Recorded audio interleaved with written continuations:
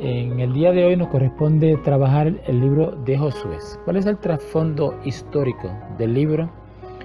El libro de Josué lleva ese nombre en honor de uno de los 2 espías que más tarde llegó a ser el sucesor de Moisés. Josué condujo a los israelitas en el cruce del Jordán, atacó y conquistó a los cananitas y dividió la tierra entre sus seguidores. Este es un libro histórico. La idea principal del libro es conquistar la tierra prometida de Israel, siendo instrumento de juicio. De un total de más de 1 millón de personas, Josué y Caleb fueron los únicos que salieron de Egipto y entraron en la tierra prometida.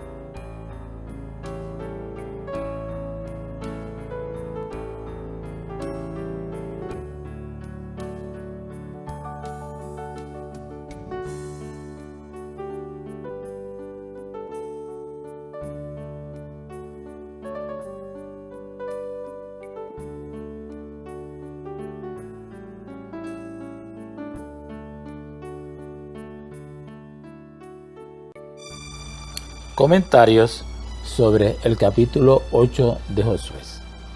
Y esto lo estaremos acompañando del estudio que previamente he realizado, un poco más completo sobre el libro de Josué en general. Pero vamos a concentrarnos en este momento en Josué capítulo 8, en lo que se relata ahí, y estos son los comentarios que vamos a hacer sobre ese relato. Y dice, refiriéndonos a ese versículo 1, ya que Israel había quedado limpio del pecado de Acán, Josué se preparó para volver a atacar a Jai, esta vez para ganar. Josué había aprendido algunas lecciones que podemos seguir en nuestra vida diaria. Confiesa sus pecados cuando Dios se los revela. Esto está en el capítulo 7, del 19 al 21. 2. Cuando caiga en pecado, vuelva a concentrarse en Dios, resuelva el problema y siga adelante. Dios desea que el ciclo de pecado, arrepentimiento y perdón nos fortalezca. y no que nos debilite.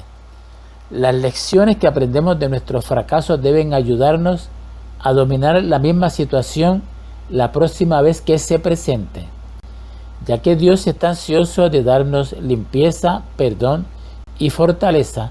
La única manera de perder es darnos por vencidos. Dios siempre va a estar ahí. Podemos demostrar la clase de personas que somos por la manera en que respondemos la segunda y tercera vez que nos sucede lo mismo. Y en ese versículo 2 del capítulo 8 podemos hacer los siguientes comentarios. ¿Por qué permitió Dios que los israelitas se quedaran esta vez con el botín?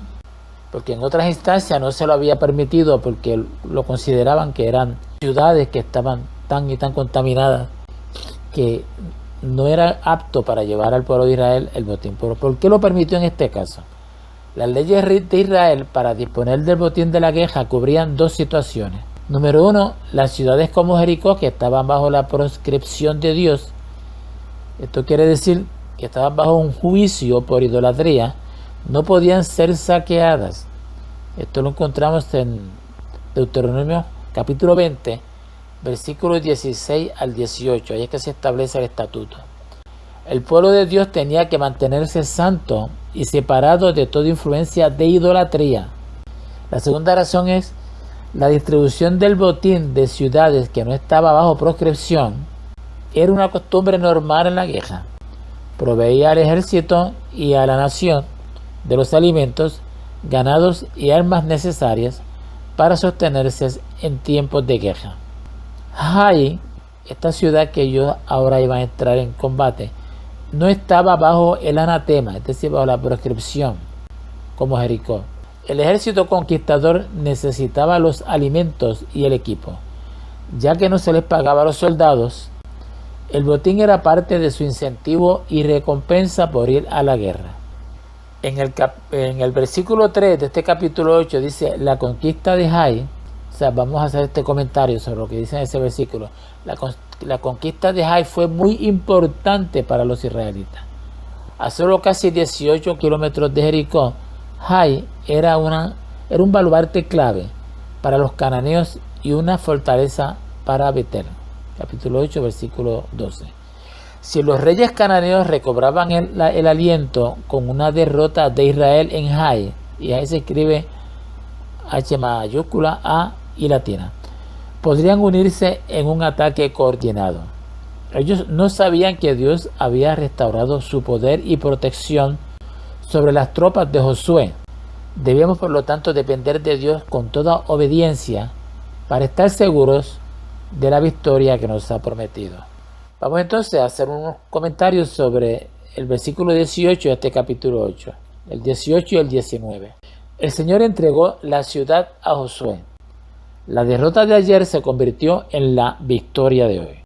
Una vez que resolvemos el problema del pecado, nos esperan perdón y victoria más adelante. Con la guía de Dios podemos evitar desanimarnos y ser consumidos por la culpa.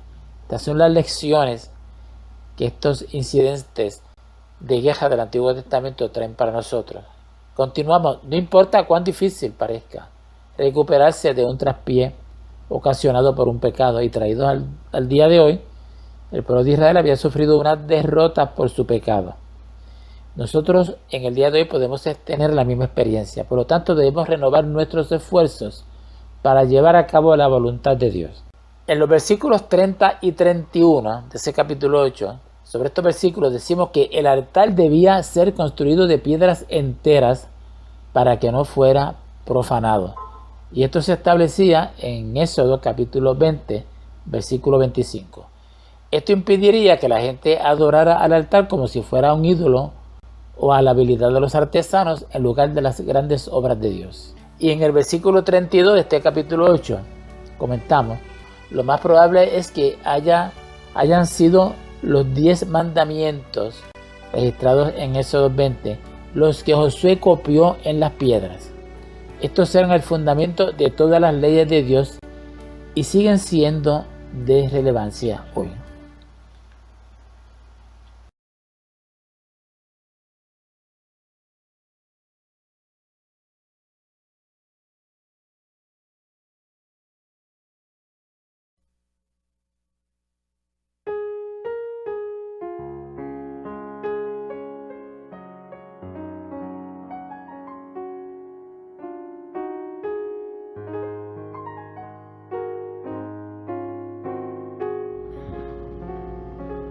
El libro de Josué. Como parte de los estudios que preparamos para los hermanos de la iglesia de Guayama, de los defensores de la fe, continuamos con nuestra serie de estudios que esperamos poder abarcar todo el contenido bíblico. La cobertura histórica del libro es desde el principio de la conquista hasta la muerte de Josué.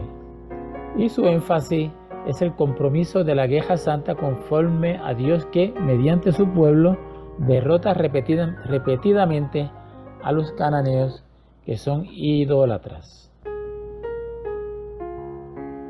Cuando Moisés pasó el liderato a Josué antes de morir, Deuteronomio 34, Israel estaba al final de su travesía en un periodo de 40 años por el desierto. Eso fue en el año 1405 a.C. Josué estaba llegando a los 90 años de edad cuando se convirtió en el líder de Israel. Él murió a la edad de 110 años, habiendo guiado a Israel a sacar a la mayoría de los cananeos y habiendo dividido la tierra entre las 12 tribus. Aunque el autor no es nombrado, el candidato más probable es Josué, quien era el testigo ocular clave de los acontecimientos registrados. Un asistente a quien Josué preparó pudo haber terminado el libro al incluir comentarios tales como los que tienen que ver con la muerte de Josué en el capítulo 24 del 29 al 33.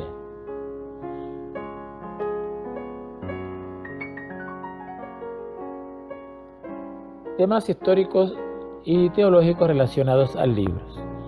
Una característica clave es la fidelidad de Dios en cumplir su promesa y darle la tierra a los descendientes de Abraham. También está relacionado a este tema el fracaso de Israel al no llevar su conquista a toda la tierra. La distribución específica de distintas porciones en la tierra era la tarea de Josué, como se registra en los capítulos 13 al 22. El libro de Josué ocupa un lugar estratégico. La primera división del Antiguo Testamento se compone de Génesis a Deuteronomio y es conocida como la ley. El libro de Josué es el primer libro de la segunda división, conocida como los libros históricos, desde Josué a Esther. Este libro es nombrado así debido al hombre que llegó a ser el líder de Israel después de la muerte de Moisés. La tradición antigua y la evidencia interna del libro mismo indican también que Josué lo escribió. El nombre en hebreo para Josué, equivalente al nombre en griego Jesús, significa el Señor salva. Josué nació en la esclavitud egipcia. Después de salir de esta tierra, durante el Éxodo, llegó a ser el asistente de Moisés. Éxodo capítulo 24, versículo 13. Y presenció los hechos poderosos de Dios en el desierto. Josué fue uno de los 12 espías enviados a explorar la tierra de Canaán, conforme a Números 13, 8 y 16.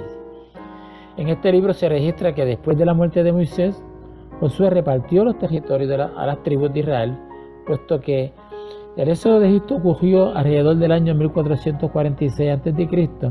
y la conquista de Canaán comenzaría en el 1406 y continuaría por unos 6 años. La conquista debe fecharse entre 1406 a 1400 a.C. En el libro de Josué, Dios demostró su fidelidad al cumplir la promesa de darle una tierra a Abraham y a sus descendientes.